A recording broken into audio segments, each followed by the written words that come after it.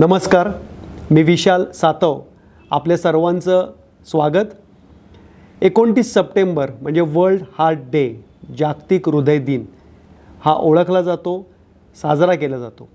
तर आजच्या या खास दिवसानिमित्त आज आपल्याशी चर्चा करण्याकरता एक खास व्यक्ती इकडे आली आहे. सिनियर कार्डिओलॉजिस्ट आणि सह्याद्री हॉस्पिटलच्या कार्डिओलॉजी डिपार्टमेंटचे डिरेक्टर, ज्यांना गेली 18 वर्ष झाली या क्षेत्रात ते काम करत आहेत आणि 14,000पेक्षा जास्त डायग्नॉस्टिक आणि 7,000 इंटरव्हेन्शनल प्रोसिजर्सचा अनुभव असलेले डॉक्टर अभिजित पळशीकर. डॉक्टर, तुमचं खूप खूप स्वागत. धन्यवाद. एक पहिला कॉमन प्रश्न असतो की गेले 20-22 वर्ष झाली हा जागतिक हृदय दिन, म्हणजे मला जे आठवतं आहे, हा साजरा म्हणू शकत नाही, पण त्या निमित्ताने वेगवेगळे कार्यक्रम होत असतात, कानावर पडत असतात की 29 सप्टेंबर हा जागतिक हृदय दिन म्हणून ओळखला जातो. पण या दिवसाचं नक्की महत्त्व काय आणि त्याच्या पुढचा प्रश्न, आणि या संबंधी जास्तीत जास्त अवेअरनेस करणे ही काळाची गरज का आहे? त्याचं असं आहे ना की हृदय असा अवयव आहे की तुम्ही जेव्हा जन्मता तेव्हा तो पंप करायला, धडकन करायला चालू करतो, ते तुमच्या शेवटच्या क्षणापर्यंत तो चालू असतो. पण हे आपलं हृदय चालू आहे हे आपल्याला जाणीवच नसते. होतं काय की कुणाला तरी हार्ट अटॅक येतो, कुणाला तरी हार्ट अरेस्ट होतो, आपल्या कलिगपैकी कुणाला तरी काहीतरी त्रास होतो, मग आपल्याला आठवतं अरेच्या त्याला हार्ट अटॅक आला, त्याला हृदयाचा त्रास झाला, आपल्याला पण हृदय आहे. अदरवाईज आपल्याला कधी हृदयाची जाणीव होत नाही आणि हृदय आपल्याला जाणीव करून देत नाही. मग ह्या हृदयाची जाणीव व्हावी, हृदयाची काळजी घ्यावी, याच्यासाठी हा आपण जागतिक हृदय दिन साजरा करतो. दरवेळेला आपण काय करतो, वेगवेगळी थीम ह्याच्यामध्ये ठेवतो. याला आपण to use heart and know heart अशा नावाची थीम ठेवली आहे की प्रत्येकाला हृदयाचा अवेअरनेस डेव्हलप व्हावा, हृदयामुळे होणारे आजार कळावेत, त्याच्यामुळे होणारे जे आजारामुळे होणारा मृत्यू आहे, डिसेबिलिटी, हे कमी व्हावं आणि हे कमी होण्यासाठी जे प्रिव्हेंटिव्ह गोष्टी केल्या पाहिजेत ह्याचा अवेअरनेस व्हावा, ह्याच्यासाठी हा जागतिक हृदय दिन साजरा केला जातो वेगवेगळ्या थीमनुसार, आणि तो लोकांमध्ये पसरवला जातो. लोकांमध्ये याच्याबद्दल अवेअरनेस वाढावा हा केवळ त्याच्या मागचा उद्देश. ओके, म्हणजे म्हटलं जातं की एखाद्या गोष्टीची जेवढी इन्फॉर्मेशन, माहिती आपल्याकडे असेल तर त्याच्याबद्दल आपण जास्त जागरूक होतो. म्हणजे असं म्हटलं जातं डॉक्टर की एखादा आजार, त्याला घाबरण्यापेक्षा त्या आजाराला जर का आपण समजून घेतलं तर आपल्याला त्याच्याशी जास्त दोस्ती, असा एक शब्द वापरतो मी, करून आपल्याला त्याच्याबरोबर छान जगता येईल. आणि मला वाटतं की हा एक त्याच्या मागचा उद्देश नक्की असावा, हे तुमच्या उत्तरातून एक लक्षात येतं आहे. काही म्हणजे हृदयाचा आजार ह्याला सरसकट एका बॉक्समध्ये, ब्रॅकेटमध्ये ठेवलं जातं की हार्ट अटॅक आला. पण जेवढी थोडीशी मला माहिती आहे त्या आधारावर मला पुढचा प्रश्न तुम्हाला विचारायला आवडेल की कार्डियाक अरेस्ट किंवा हार्ट अटॅक, ज्याला मला वाटतं की मेडिकल लँग्वेजमध्ये मायोकार्डियल इन्फ्रॅक्शन असं म्हटलं जातात, आणि CAD, त्याचा long form coronary artery disease, हे तीनही आजार हे वेगवेगळे आहेत का ते एकाच म्हणतो आपण की एकाच आजाराचं नाव आहे? ह्यात नक्की काय? गंमत अशी आहे की हृदयरोग तज्ज्ञ, हृदयविकार म्हटलं की माणसाच्या मनामध्ये हार्ट अटॅक आणि फुल स्टॉप, एवढंच ते असं असतं. दुसरा आजार आपल्याला सामान्य माणसांना माहिती नसतो. पण हृदयरोगशास्त्र हे खूप मोठं शास्त्र आहे. याच्यामध्ये बरेचसे आजार असतात, जसे झडपेचे आजार आले, ॲरिथमियाचे आजार आले, हार्ट अटॅकचे आजार आले. त्यामुळे हे सगळे आजार ॲक्च्युली एक नाही आहेत. जेव्हा हृदयाचा रक्तपुरवठा थांबतो, खोळंबतो, म्हणजे थोडक्यामध्ये हृदयाला रक्तपुरवठा करणाऱ्या रक्तवाहिन्यांमध्ये चोकअप होतं 100% आणि हृदयाचा रक्तपुरवठा थांबतो, त्यावेळेला छातीमध्ये प्रचंड कळ येते, घाम येतो, दम लागतो. ह्याला आपण हृदयविकार किंवा हार्ट अटॅक असं म्हणतो. हृदयविकाराचा झटका हा आपला कॉमन, आपल्याला माहिती असलेला, पिक्चरमध्ये बघितलेला, कलिगमध्ये बघितलेला प्रकार आहे, ज्याला आपण हार्ट अटॅक म्हणतो. पण कुठल्याही आजारानंतर जेव्हा हृदय कार्य करणं बंद करतं, मग तो भले हार्ट अटॅक असो, एखाद्या इन्फेक्शनमुळे असो, फुफ्फुसाच्या आजारामुळे असो, जीवनाची अंत जेव्हा होतो तेव्हा हृदय थांबतं. या थांबण्याच्या प्रक्रियेला आपण कार्डियक अरेस्ट असं म्हणतो. त्यामुळे हार्ट अटॅकमुळे कार्डियक अरेस्ट होऊ शकतो, पण दरवेळेला कार्डियक अरेस्ट हा हार्ट अटॅकमुळेच असेल असं नाही आहे. आता या हार्ट अटॅक जो होतो तो का होतो? कारण हृदयाच्या रक्तवाहिन्यांमध्ये हळूहळू कोलेस्ट्रॉलचं जमा होणं सुरू होतं आणि जेव्हा हे चोकअप 100% होतं त्याला आपण हार्ट अटॅक म्हणतो. हे जे कोलेस्ट्रॉल जमा होणं आहे ह्यालाच आपण करोनरी आर्टरी डिसीज म्हणतो. थोडक्यात करोनरी आर्टरी म्हणजे काय, तर हृदयाला रक्तपुरवठा करणाऱ्या शुद्ध रक्तवाहिन्या त्या हृदयाभोवती करोना टाईप असतात. करोना म्हणजे आपला करोना नाही तर मुकुट जे म्हणतो आपण तशा स्वरूपामध्ये त्याचं जाळं असतं, त्यामुळे आपण त्याला करोनरी असं म्हणतो. आर्टरी म्हणजे शुद्ध रक्तवाहिन्या आणि त्याचा आजार म्हणून आपण त्याला करोनरी आर्टरी डिसीज असं म्हणतो. तर हृदयाच्या रक्तपुरवठा करणाऱ्या रक्तवाहिन्यांचा आजार याला CAD असं आपण संबोधतो. ओके, अतिशय महत्त्वाची माहिती, कारण की खूप कन्फ्युजन माझंही होतं आणि मला खात्री आहे की आपल्या प्रेक्षकांचं पण कन्फ्युजन याच्यामध्ये असेल आणि तो अतिशय उत्तम तुम्ही ते कन्फ्युजन दूर केलं. अशी घटना ज्याला आपण इमर्जन्सी म्हणतो, अशी एखाद्या व्यक्तीच्या बाबतीत घडली, म्हणजे एक उदाहरण म्हणून घेतो, हे समजा माझ्या बाबतीत घडलं किंवा मी घरामध्ये आहे आणि घरामध्ये माझ्या घरातल्या कुठल्या तरी फॅमिली मेंबरच्या बाबतीत घडलं किंवा कुठे माझ्या मित्राच्या बाबतीत ऑफिसमध्ये घडलं, तर इमिजिएट काय केलं पाहिजे, ज्याला आपण फर्स्ट एड म्हणूया, की काय केलं पाहिजे की जेणेकरून हॉस्पिटलला नेईपर्यंत त्या व्यक्तीला मी सुखरूप ठेवू शकेल, हे नक्की काय काळजी घेतली पाहिजे? जेव्हा केव्हा एखाद्या रुग्णाला किंवा आपल्या कलिगला, आपल्या नातेवाईकांना जेव्हा छातीत दुखायला लागतं, घाम फुटायला लागतो, तो खूप अस्वस्थ असतो, तेव्हा आपल्याला नेहमी शंका येते की अरे याला हार्ट अटॅक तर येत नाही आहे ना. तो सस्पेक्ट करणं खूप गरजेचं आहे. जितक्या लवकर निदान होईल तितक्या लवकर ट्रीटमेंट दिली जाते, पहिली गोष्ट. दुसरी गोष्ट म्हणजे अशा रुग्णांनी पहिल्यांदा रेस्ट घेणं गरजेचं आहे. चुकीचं बऱ्याच वेळा होतं, मध्ये एका सिंगरचं तुम्ही ऐकलं की हार्ट अटॅक सस्पेक्ट करत असताना त्याला चालत घेऊन गेले. तर हे होऊ नये. पेशंटनी पहिल्यांदा रेस्टिंग आणि कम्फर्टेबल पोझिशनमध्ये बसणं किंवा झोपणं गरजेचं आहे. पहिला फर्स्ट एड आपण त्या पेशंटला देऊ शकतो तो म्हणजे आपली डिस्प्रिनची गोळी. आपण जी डोकेदुखीची गोळी घेतो, डिस्प्रिनची गोळी, गंमत अशी आहे की ही गोळी ॲक्च्युली आम्ही हृदयरोगामध्ये ब्लड थिनर म्हणून वापरतो. इकोस्प्रिन हे नाव तुम्ही खूप वेळा ऐकलं असेल, जे हृदयाचे पेशंट घेतात. ती इकोस्प्रिन आणि डिस्प्रिन ही एकच गोळी आहे. इकोस्प्रिन ही कोटेड गोळी आहे आणि डिस्प्रिन मोकळी असलेली गोळी आहे.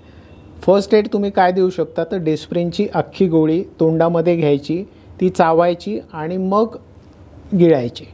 ह्याने काय होतं की बक्कल म्युकोजा म्हणजे तोंडातला जो आतला भाग असतो ह्याच्यामधून ती डिस्प्रिन ॲब्झॉर्ब होते आणि ताबडतोब ब्लड थिनर म्हणून काम करायला लागते. आयडियली हा फर्स्ट एड असला पाहिजे हार्ट अटॅकसाठी. काय होतं की आपण बरेच चित्रपटांमध्ये बघतो, कुणाला तरी अंजायना झाला, दुखलं की हिरोचे वडील, कोणीतरी वृद्ध व्यक्ती जाऊन ती सॉर्बिट्रेटची गोळी घेतात आणि हे आपल्या प्रत्येकाच्या मनात, समाजामध्ये बिंबलेलं आहे की सॉर्बिट्रेटची गोळी घेतली की हार्ट अटॅक थांबतो. सुदैवाने हे योग्य नाही आहे. ज्यांना क्रॉनिक अंजायना आहे खूप दिवसांचा, त्यांनी घेणं योग्य आहे. पण बऱ्याच वेळा काय होतं की सॉर्बिट्रेटच्या गोळीमुळे ब्लड प्रेशर ड्रॉप होतं आणि ॲक्यूट अटॅकमध्ये ती कामाला येत नाही. सो प्रत्येकाने अवेअरनेस ठेवला पाहिजे की डिस्प्रिनची गोळी खूप कॉमनली अवेलेबल आहे, जवळपासच्या मेडिकलमध्ये असते, काही जणांनी खिशातमध्ये ठेवायला हरकत नाही. हा प्रथमोपचार दिला पाहिजे, डिस्प्रिनची गोळी. तिसरी गोष्ट म्हणजे ताबडतोब ॲम्ब्युलन्सला कॉल करायला पाहिजे की जिथे सुखरूपपणे असा पेशंट आपण हॉस्पिटलमध्ये ॲडमिट करू शकतो. आणि आजकाल आपण अवेअरनेस करायला बघतो आहे की समजा कार्डियक अरेस्ट झाला तर कार्डिओ पल्मोनरी रिससिटेशन म्हणजे CPR जे देतो आपण, म्हणजे थोडक्यामध्ये तोंडाने श्वास देतो आणि हृदयाला कॉम्प्रेशन देऊन आपण चालू ठेवतो.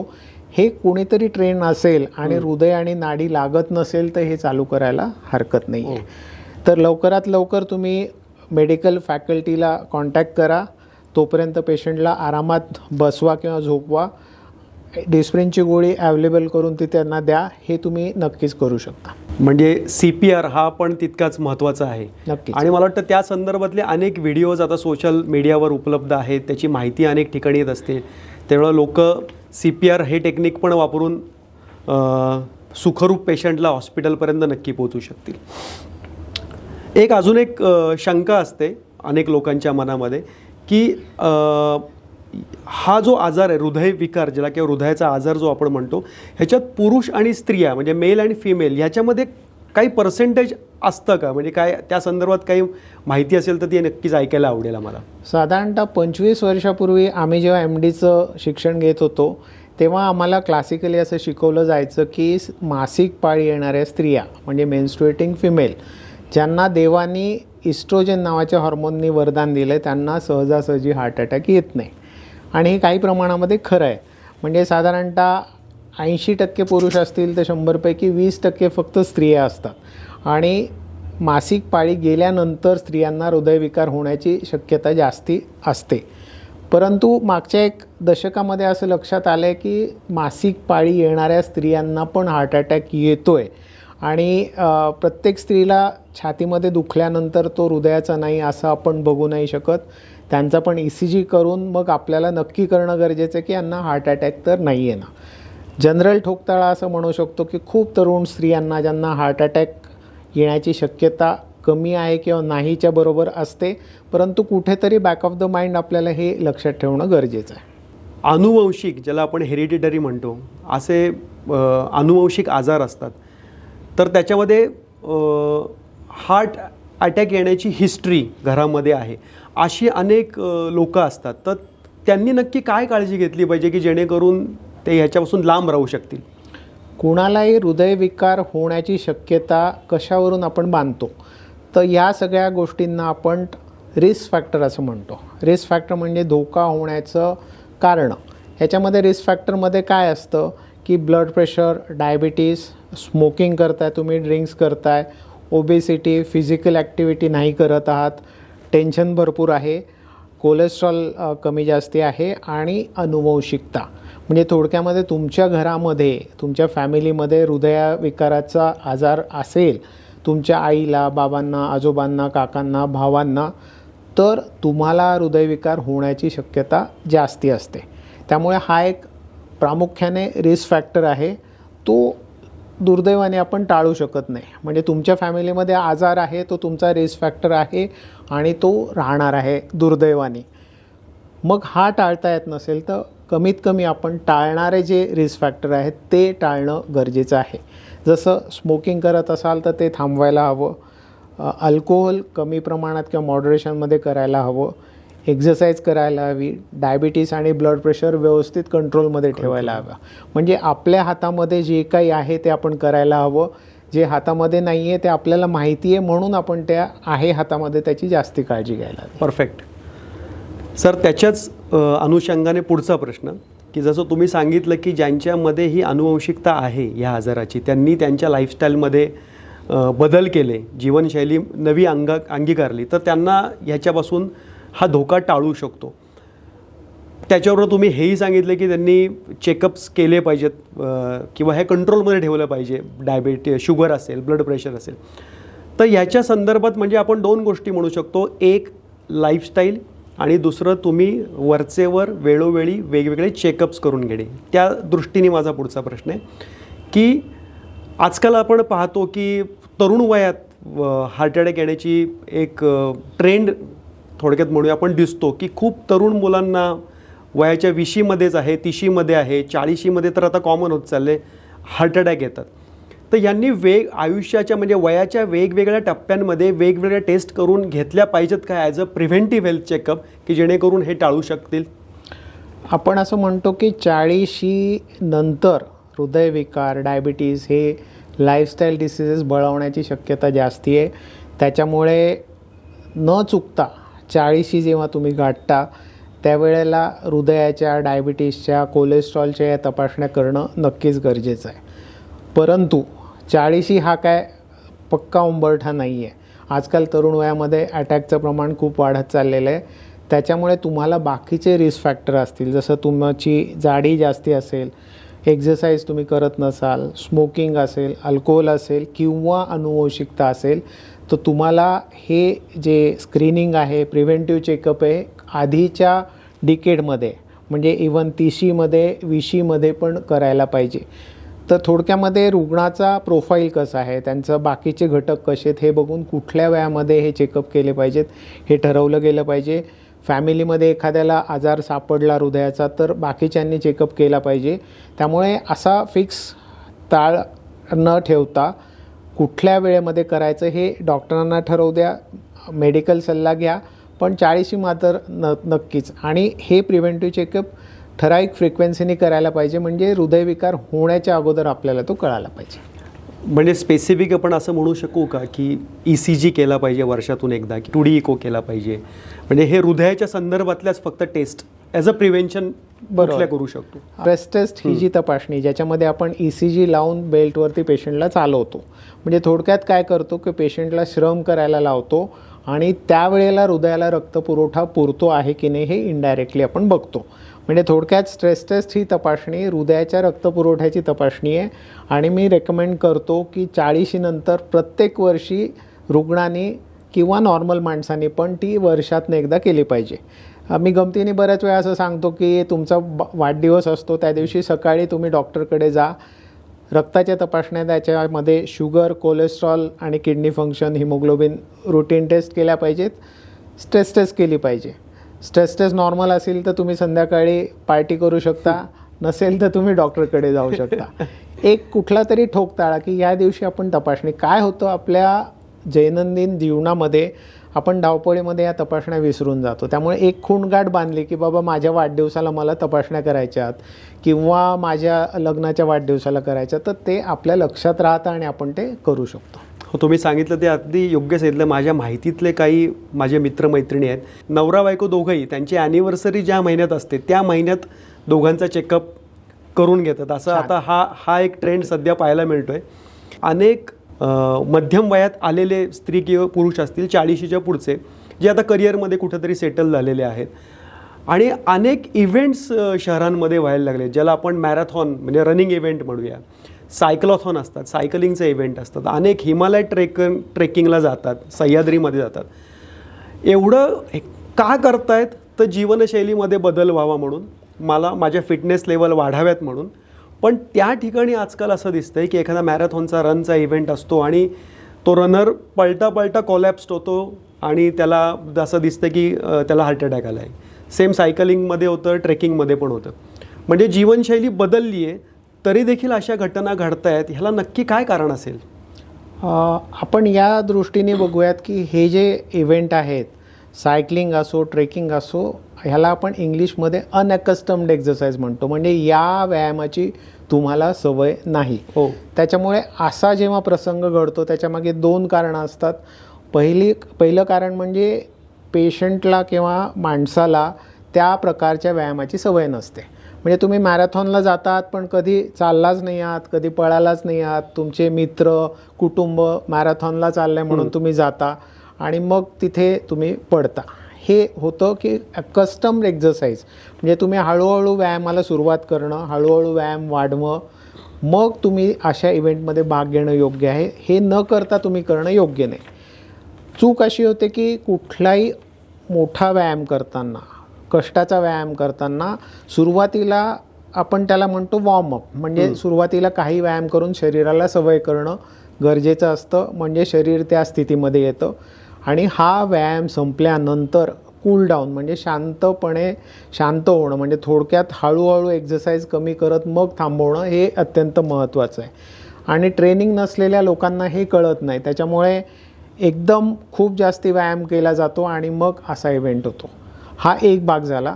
दुसरा भाग आपण असा बघूयात की हे असं काही करण्याच्या पूर्वी आपलं आरोग्य त्या दृष्टीने नीट आहे की नाही हे कोणी तपासलेलंच नसतं. करेक्ट. म्हणजे मॅरेथॉन करायच्या अगोदर आपली कॅपॅसिटी आहे का, शारीरिक मानसिक कॅपॅसिटी आहे का, शारीरिक कॅपॅसिटीमध्ये आपलं हृदय व्यवस्थित आहे का, जे आपल्याला 2D इको किंवा स्ट्रेस टेस्टमध्ये कळू शकतं. आपल्याला डायबिटीस तर नाही आहे ना. ह्या सगळ्या आजारांचं कुठेतरी वर्गीकरण किंवा त्याचं तपासणी करून मग ह्या इव्हेंटला जायला पाहिजे. म्हणजे थोडक्यामध्ये प्रिव्हेंटिव्ह ॲस्पेक्टवर आपण परत येतो आहे की काही तपासण्या करून फिटनेस बघणं. आपण एखादा मॅरेथॉन करतो आहे, सायकलिंग करतो आहे म्हणून नाही, तर आपण आयुष्याच्या मॅरेथॉनमध्ये आहोत. त्यामुळे ह्या सगळ्या पळापळीच्या धकाधकीच्या जीवनामध्ये आपल्याला प्रिव्हेंटिव्ह चेकअप करणं हे खूप गरजेचं आहे. आणि मग असं आश्चर्यचकित होणं की मला काही नव्हतं आणि असं झालं पेक्षा वेळी काळीच आपण योग्य ट्रीटमेंट घेतली आणि योग्य इन्व्हेस्टिगेशन केले ते असे इव्हेंट होणार नाहीत. करेक्ट. म्हणजे असं म्हणू शकतो आपण की मला जसं तुम्ही मगाशी सांगितलं की हृदयविकार होण्यामागे अजून एक कारण असतं म्हणजे स्ट्रेस, ताणतणाव. आता आजकालच्या धकाधकीच्या आयुष्यामध्ये तो आपण टाळू नक्कीच शकत नाही आहे, पण त्याच्यावर कंट्रोल कसा मिळवायचा त्याच्याकरता लोक फिटनेस ॲक्टिव्हिटीकडे जातात आणि तिथं जाऊन पुन्हा हाच स्ट्रेस घेतात की मी त्याच्यामध्ये चांगला कसं होईल, मग माझं 2 तासात झालं पाहिजे, 3 तासात झालं पाहिजे, 4 तासात झालं पाहिजे. हा एक अननेसरी स्ट्रेस जर का पुन्हा त्या ॲक्टिव्हिटीमध्ये आपण आणला तर पुन्हा स्ट्रेसच आलेला आहे. तुम्ही आता गेली 18 वर्ष झाली ह्याच्यात प्रॅक्टिस करताय. तुमच्या माहितीमध्ये अनेक स्टोरीज असतील, अनेक माणसं पेशंट्स तुम्ही पाहिले असतील की जो व्यक्ती आजार घेऊन आला होता त्याने त्याच्या लाईफस्टाईलमध्ये त्याच्या सगळ्याच एकंदरीत आयुष्यामध्ये बदल केले आणि त्याचं आता आयुष्य खूप छान चाललं आहे. अशा काही प्रसंग असतील, काही घटना असतील तर त्या नक्कीच ऐकायला आवडतील. हृदयविकारामध्ये स्पष्ट सांगायचं तर हे असे इन्सिडन्सेस आणि असे घटक खूप असतात. परवाचंच सांगायचं झालं तर एक बिल्डर व्यावसायिक म्हणजे बांधकाम व्यावसायिक हार्ट अटॅक घेऊन चालत कॅज्युअल्टीमध्ये अपघात विभागात आला. त्याला आम्ही सांगतो आहे बाबा तुला हार्ट अटॅक आला दिसतं ECGमध्ये, त्याला विश्वास बसत नव्हता. बघितलं तर गृहस्थ एकदम जाडजूड, डायबिटीस अनकंट्रोल झालेला, बाकी मग सिगरेट तंबाखू सगळं होतं. मग कसं बसं त्याला कन्व्हिन्स करून आम्ही अँजिओप्लास्टी केली. पण सुदैवाने त्यांनी त्याच्या बाबतीत खूप रीडिंग केलं, खूप काउन्सिलिंग घेतले, आम्हाला वारंवार भेटला आणि नंतर त्यांनी प्रचंड वजन रिड्यूस केलं, चालायला पळायला सुरुवात केली, डायबिटीस कंट्रोल केला, कोलेस्ट्रॉल आणि घटक कंट्रोल केले. आणि 1 वर्ष जेव्हा त्याच्या अँजिओप्लास्टीला कंप्लीट झालं तेव्हा त्यांनी सिंहगड पायी चढून जाऊन मला सेल्फी पाठवली की डॉक्टर मी आज इथे पोहोचलो आहे. त्यामुळे हे शेवटी कसं असतं की एखादा असा विकार झाल्यानंतर त्याच्याशी झुंज देऊन तुम्ही उभं राहून कसे त्याला मात देता हे जास्ती महत्त्वाचं आहे. क्या बात आहे. म्हणजे कुठलाही आजार झाला तर न घाबरता जर का त्या आजाराशी आपण मैत्री केली, त्याला नीट समजून घेतलं तर आपण नक्कीच एक चांगलं आयुष्य पुन्हा जगू शकतो आणि एक पुन्हा नवी उभारी आपण नक्की घेऊ शकतो. हा जो काय वर्ल्ड हार्ट डे आहे या दिवशी या निमित्तानं याचं औचित्य साधून तुम्ही या सर्व प्रेक्षकांना काय मेसेज देऊ शकाल? मला नेहमीच विचारलं जातं की डॉक्टर साहेब काय करू म्हणजे मला हृदयविकार होणार नाही. तर मी नेहमी चतुसूत्री सांगत असतो.